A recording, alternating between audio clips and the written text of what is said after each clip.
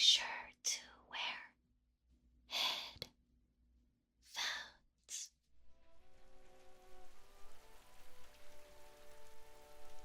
Detective, finally awake.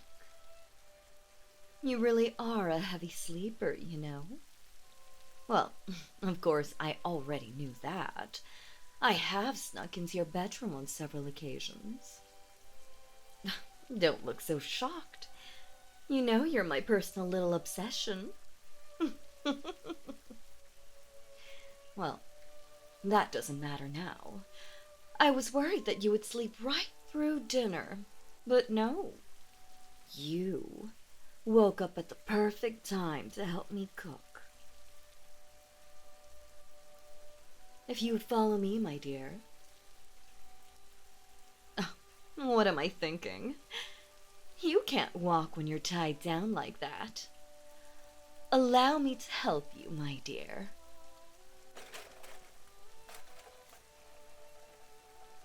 Let's go on a stroll. Just you and me. I took the freedom and put you in a wheelchair so that it would be easier to show you around. I know it's not the most comfortable, but it's the best I could do with the time given.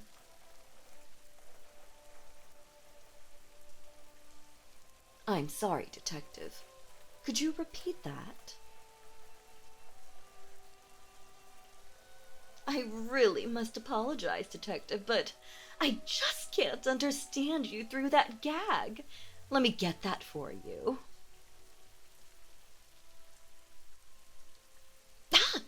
Detective, did you just bite me? You and I might have more in common than I realized.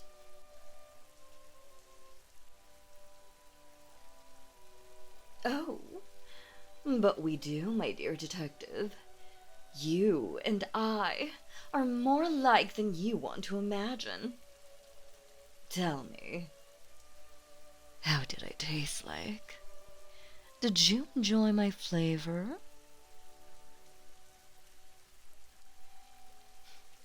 I've often wondered how you must taste. In every way imaginable.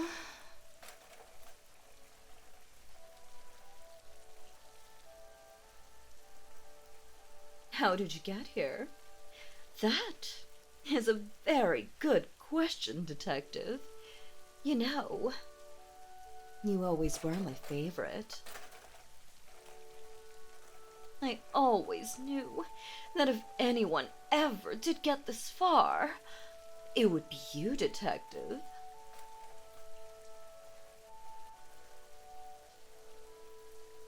Still, though, imagine my surprise. Here I was, returning from a little snack run into town, and I found your car driven off the road, and you inside with a nasty little bruise. These mountain roads can be so treacherous at night. You really should be more careful when you're driving. I don't know how you found this place, but you did.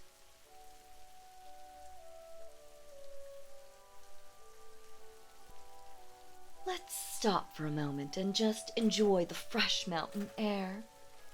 It's one of the best parts about living so far away from the city. There's no pollution or unwanted noise. That's why I sometimes just swing the patio doors open like this to let the fresh air in.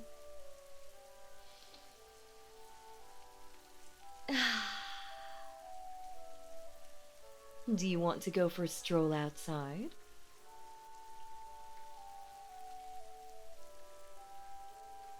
You're allowed to. Go on. I'll wait for you right here, and then we will continue the house tour.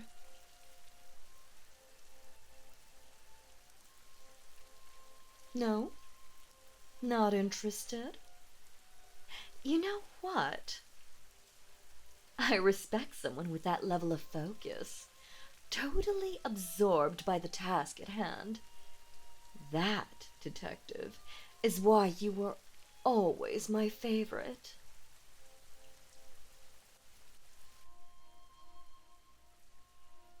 All right, my dear detective, this is the main dining room. My parents used to host the most fabulous dinner parties here. People from high society came running to taste my father's cooking. You should have seen him. It was an entire performance. Ah, here we are, the kitchen. This was always my favorite room in the house.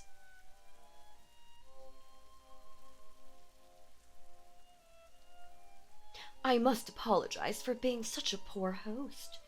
You've been in that room for quite a while, and I haven't even offered you a drink yet.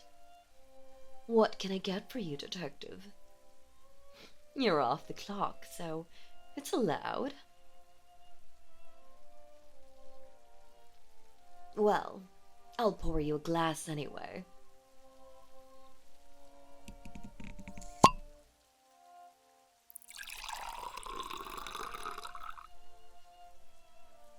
You'll like it. It's a nice Chianti. It would go great with some liver and fava beans. Take a drink. Come on, for my sake.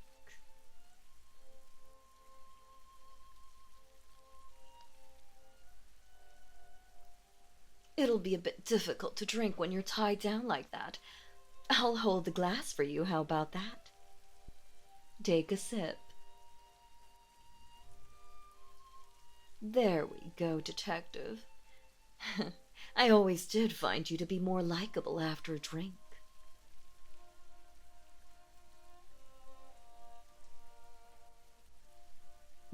Don't lie to me, detective. You'd been drinking before you came to interview me the first time we met. Oh, no, I couldn't smell it on you.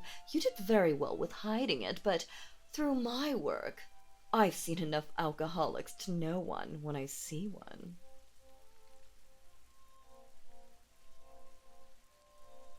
Now, detective, I'm not mocking you. I never would.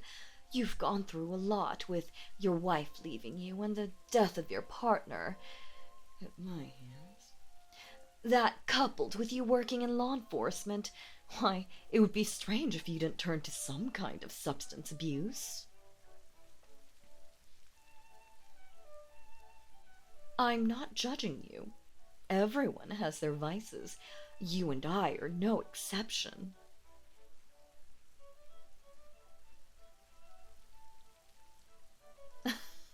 All right. No, they're not quite the same. You drink to deal with your issues. I murder and eat people because, well, why do I do it? You're the profiler, after all.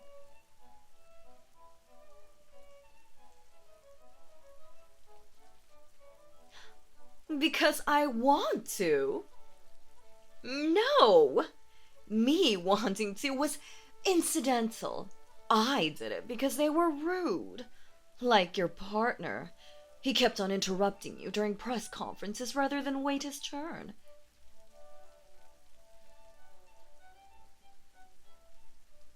Yes, that was the reason why he had to die.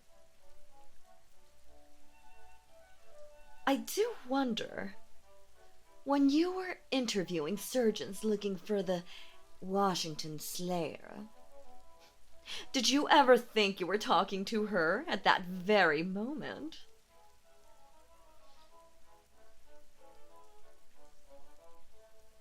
I never liked that nickname, to be honest. It just sounds so uninspired. It's so generic and ordinary. I think we can both agree that I'm anything but that.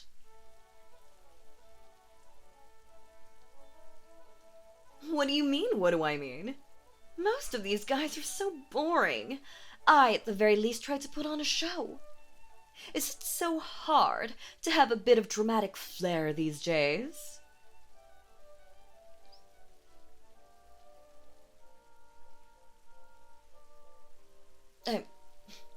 I'm sorry, Detective. I'm truly sorry. I shouldn't raise my voice like that. It's rude.